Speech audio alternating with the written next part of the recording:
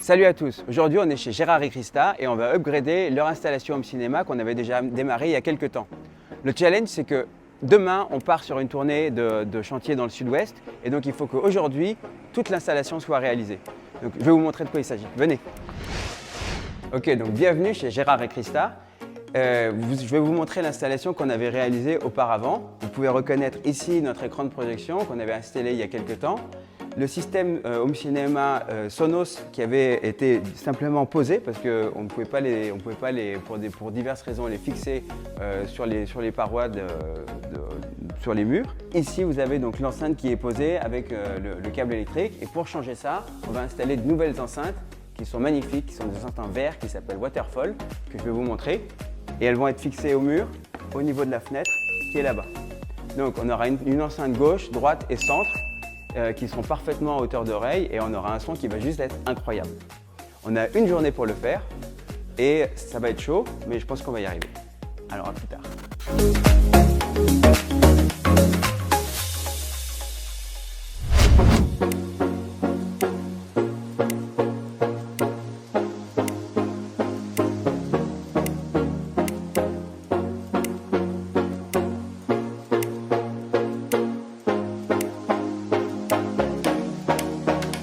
On va mettre de la bâche par terre. Là, comme on n'a pas une installation qui va faire beaucoup de poussière et beaucoup de saleté partout, on a directement installé l'échafaudage. On a pris soin de mettre des panneaux de bois au sol pour ne pas casser le carrelage.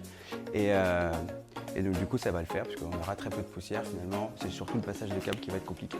Bon, donc maintenant, on va attaquer l'installation des enceintes donc sur les deux côtés et au centre de la fenêtre. L'idée qu'on a au départ, c'est comme ici, on a une cloison qui est creuse.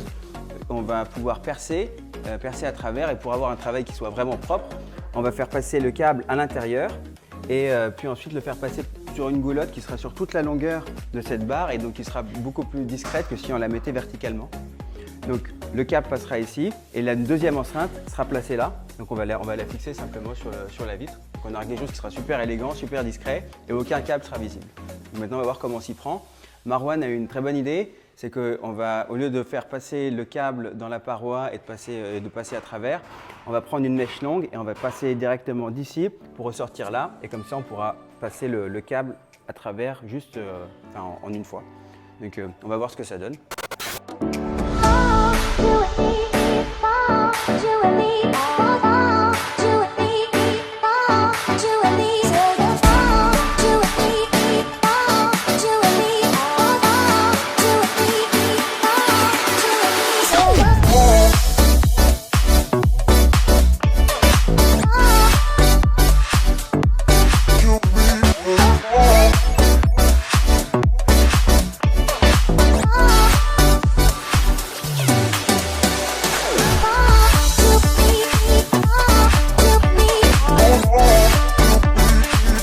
On a fait une mise à jour majeure de notre système de pilotage automatisé qui s'appelle IO Control et c'est au niveau de la carte électronique qu'on l'a fait et c'est ce qui va permettre de piloter le projecteur Optoma qu'on avait installé à l'époque que Gérard et Christa nous avait demandé. Paul, ici présent, va nous faire ce changement de carte pour que ça fonctionne du feu de Dieu.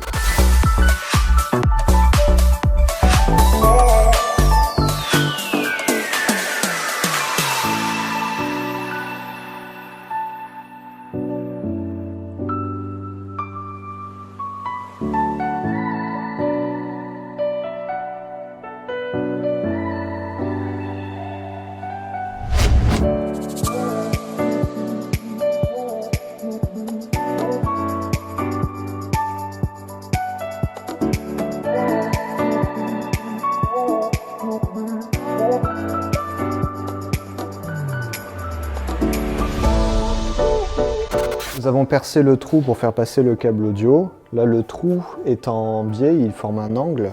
Donc on a fait passer un câble électrique pour ensuite guider le câble audio. Donc nous allons servir de ce câble pour faire passer le câble audio à travers le mur et le faire ressortir de l'autre côté. Pour faire passer le câble audio, nous allons le scotcher avec du Chatterton sur le câble électrique. Lorsque vous faites cela, faites attention de bien fixer les deux ensemble parce que si il se détache au milieu du mur, il va falloir tout recommencer. Donc n'hésitez pas à mettre beaucoup de scotch pour être sûr qu'il ne se décolle pas.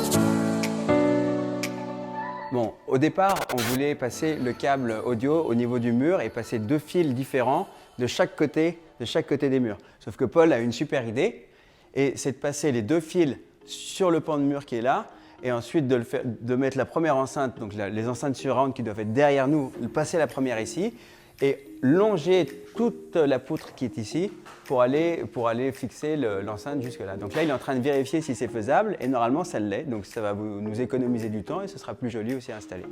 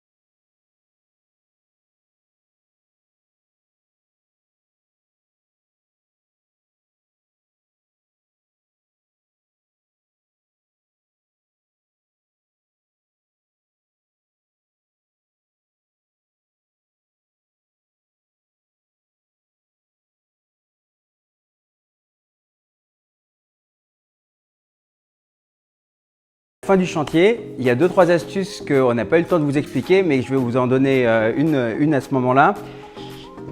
On a ici un meuble télé qui va être installé pour accueillir tout le matériel audio-vidéo. Et là, vous pouvez facilement cacher le caisson de basse à l'intérieur du meuble, parce que les basses traversent tous les éléments, donc on pourra même mettre une porte devant, ça n'aura aucune incidence. Le seul truc super important, c'est comme l'ampli qu'on a mis là, est trop épais, est trop large, trop profond. Donc du coup, il va dépasser derrière. Donc ce qu'on a fait, c'est qu'on a enlevé les planches avant de finir le meuble. On a retiré les planches qui normalement sont à l'arrière, qui normalement bloqueraient les fils. Donc voilà, ça c'est une bonne astuce. Si vous montez un meuble télé et que vous faites une installation, pensez à vérifier la profondeur des appareils parce que c'est souvent plus profond